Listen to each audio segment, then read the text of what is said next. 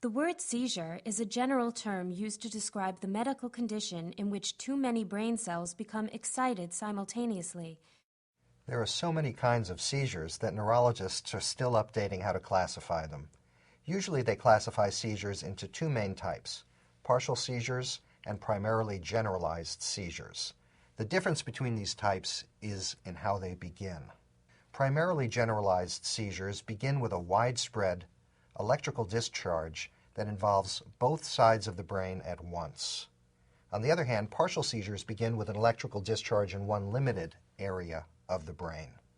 All generalized seizures begin with synchronous electrical activity throughout the brain, accompanied by sudden generalized movements or loss of consciousness. However, there are still many different types of generalized seizures. A tonic-clonic seizure, once called a grand mal, is what most people think of when they hear the word seizure. When someone experiences a tonic-clonic seizure, first they stiffen and lose consciousness, which is the tonic phase. Then they begin jerking, and this lasts for several minutes, called the clonic phase. Sometimes seizures don't have a tonic stiffening and a clonic jerking sequence, but are just tonic seizures or clonic seizures. Other types of generalized seizures include absence seizures, when the sufferer disconnects from the world for a few seconds, and myoclonic seizures, which cause jerking, but just for a second or two.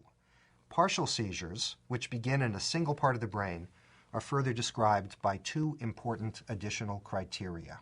The first is whether awareness, memory, and consciousness are preserved during the seizure. If they all are preserved, then a seizure is called simple partial. However, if any are impaired, then the seizure is called complex partial. The impact of a partial seizure depends on where in the brain it originates and how it spreads. Partial seizures sometimes have an aura, which is a warning that bigger seizures may follow.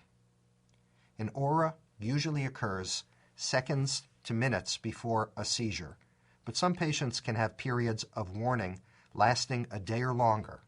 There are many different ways in which people experience an aura. The start of a seizure in one of the temporal lobes can produce unusual feelings, abnormal sensations, or forced thinking. The onset of a complex partial seizure may be heralded by déjà vu, a familiar feeling, or jamais vu, an unfamiliar feeling. Some patients have auras of sounds, tastes, distorted vision, racing thoughts, or smells, like burning rubber. Physical sensations that can occur as auras include dizziness, headache, lightheadedness, and numbness. An upset stomach is a particularly common physical symptom.